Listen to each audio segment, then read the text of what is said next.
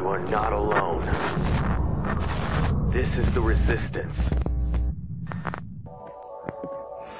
Hello everyone, here we are again. Thank you for letting me inside your internet boxes. I wanted to make this video right after the last one, but you know, I had beginnings of a toothache which turned into something like, you know, bad. But it was good because I got to experience something and make an observation about myself, and this video turned, you know, into kind of something else than what it was supposed to be.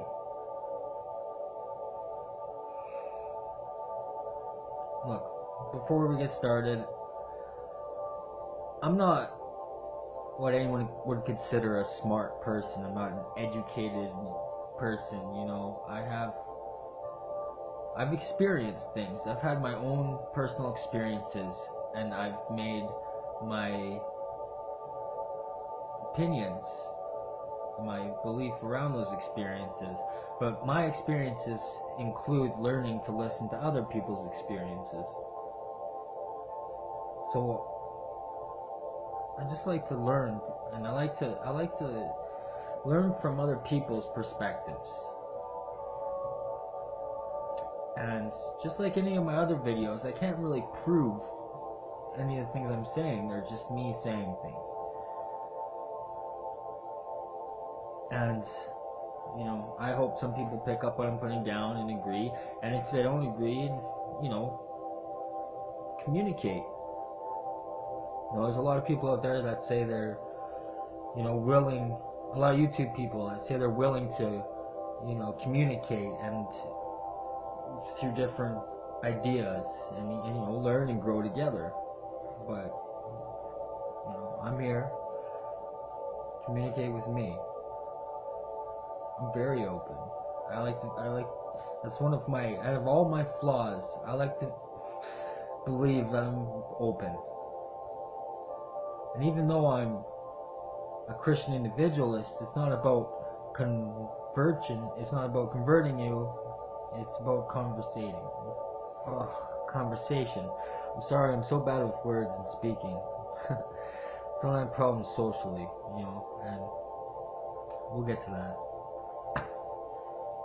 I wanted to tell you about this experience I had during this massive toothache, and what turned into a massive toothache. And it was about, I'm sure anyone who's had bad toothaches can know, man, they get bad. They can get real bad. But it was around 12 hours, well, you know, all through the night. I hadn't slept, just this pain. And I got to the point where I was really considering just banging my head against the wall just so I could get some sleep or something, right? Pulling me to something. I went to the hospital, but I'm so impatient, I just ended up walking out after waiting for, like, you know, a while. And after the hospital, I went and got these pills, ibuprofen and stuff, and I took them. And first, you gotta understand that I live in a building and an area of town where, like, it's like just the low, you know, people could consider low end of society, just, you know, vagrants and stuff, and I kind of fit in. I belong. And there's a lot of pain, like, especially in the building I'm in. There's a lot of pain in their eyes, and there's all different types of pain. People all hold different types of pain, all different types of pain. And yeah, normally, you know, I'm not so much interactive with these people, although I should be. You know, I say hi and stuff, but I'm still very reserved, because it's just my own social awkwardness and my own fears that I'm trying to conquer.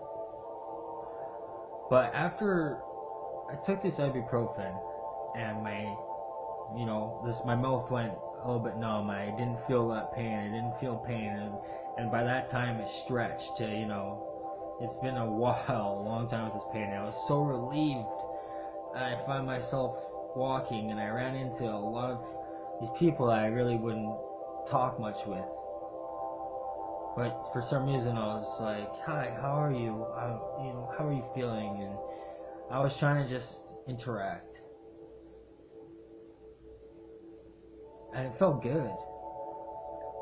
And just that interaction might not have done anything, but it felt good to honestly care.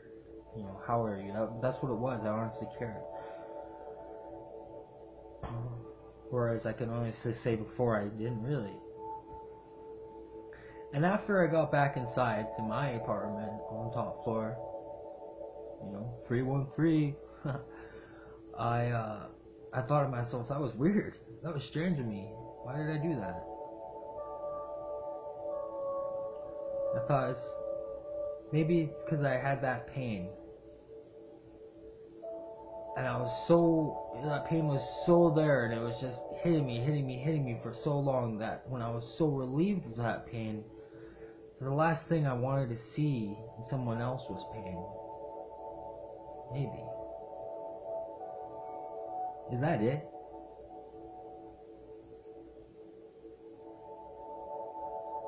Because there is that pain, and everybody has pain, and some pains in people are twisted around them, inside, rooted, like a poisoned tree, just tangled inside, and they're helpless. They've tried so long to fight, and they just can't do it alone anymore. And maybe all it takes is someone who can recognize pain to just reach out a hand. Who knows what a word or what a gesture could do? And who better to recognize pain than those who have had pain, had deep pain, and have gotten out of it? I just gotten a glimpse. Luckily, if I've only had, I have a lot of pains. My whole not seeing my son, and I felt a lot of physical pain. I've burned my foot with oil and stuff, but I'm still not at that point, I think, where I could be as powerful healing someone as someone who's gotten out of something very deep, very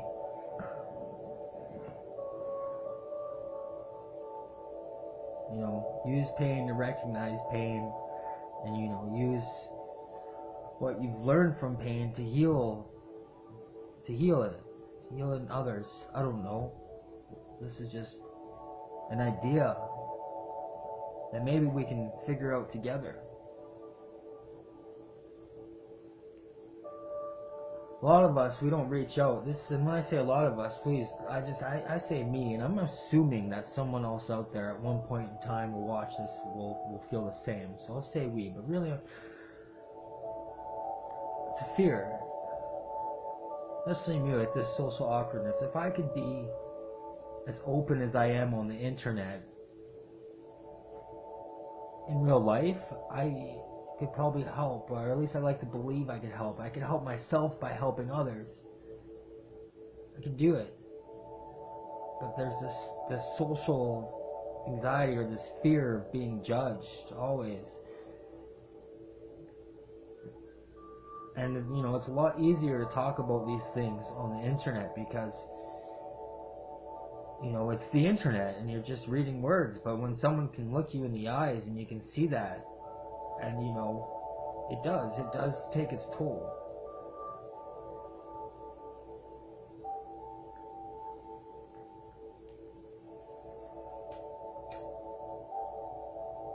We can let this fear control us and stop us from doing these great things and these things that we can help people.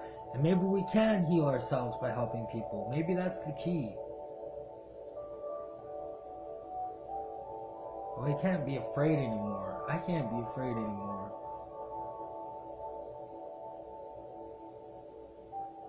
Because I may not be a smart person. I may not be an educated person, but I know pain. And I know love. And I know fear. But I also know something else. I've experienced it. And I can't explain what it is, because it's that other side of life.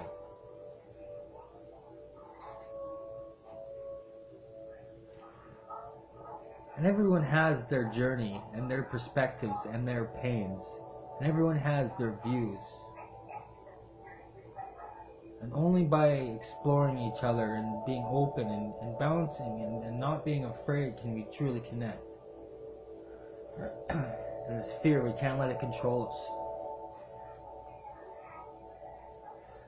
And there's so many situations this fear is going around. Especially with these, Muslim refugees and, terrorist attacks and whatever. And we have, race tensions being higher than they were when, there's actual race shit, inequality. It's crazy. There's a lot of fear going around. And let me tell you why I don't care about the Muslim refugees. Not in the sense that I don't care about them, that I'm not opposing them. I'm not opposing the idea of Muslim refugees, and I'm not opposing the idea of Trump, and I wouldn't oppose the idea of Hillary. Yeah, I made posts saying, Trump runs their own business and my own opinions on it, but I wouldn't say that's opposing them. Why? Because I want to see what happens. I've always wanted to see what happens. Because I have faith in humanity in the end. And I kind of do want the world to get all messed up. Honestly, I do. Because sometimes we got to get broken down to get built back up. As individuals and as a whole. And we have all this division. And let me stick with the Muslim refugee and this whole Muslim threat. Just because I'm not opposed to Muslim refugees doesn't mean I'm not aware of the Quran and the teachings and the possibilities of extremists and how and why they would get that word and get that and the possibility of it happening. Doesn't mean I don't recognize and acknowledge that. See, there's a big difference between attack and defense, and there's a huge line between fearing something, or there's a really thin line, I should say, for fearing something and hating something. There's because you can say, oh, I'm not hating something, I'm just spreading this idea, but it's really dangerous because there might be some point where you've spent so much time being so vigilant and spreading this that you start to see that in every person that represents that thing you've been spreading against. And this is not just for the Muslim refugee situation, this is for all situations. Okay, we become what we focus on. If we focus on hating something, we're going to hate every being of that something as a group. And we won't even notice it. And all of a sudden we'll become the enemy, we'll become the aggressors, and they'll have a reason to attack us. And it's not that I'm not worried. I can honestly, I'm not that worried, because I want to see what happens. Does that mean I'm going to stand by and let people I love get hurt if there's something I can do? Absolutely not. Because I will defend. But when I see someone do something, I'll see that person as an individual and not as a group. Because whether or not Muslims have these readings, and whether or not they all have some of them may have this secret agenda and want to attack and, grand plan. There's also some that maybe actually just want to live in peace and want to do their own thing and just want to live. And if we spend all this time, being focused on this Muslim threat, we might end up hurting someone who is innocent.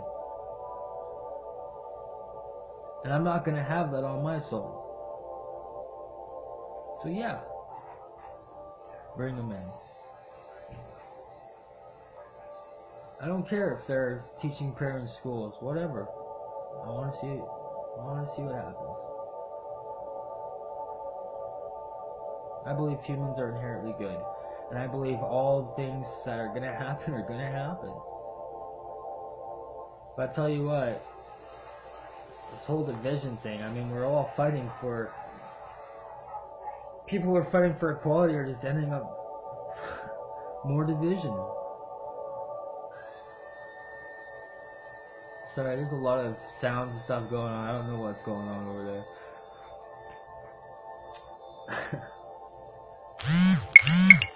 This whole thing is ridiculous. And we can't let fear control our perception. Because in the end, we are all in this together. And whether a person be bad, they can be bad.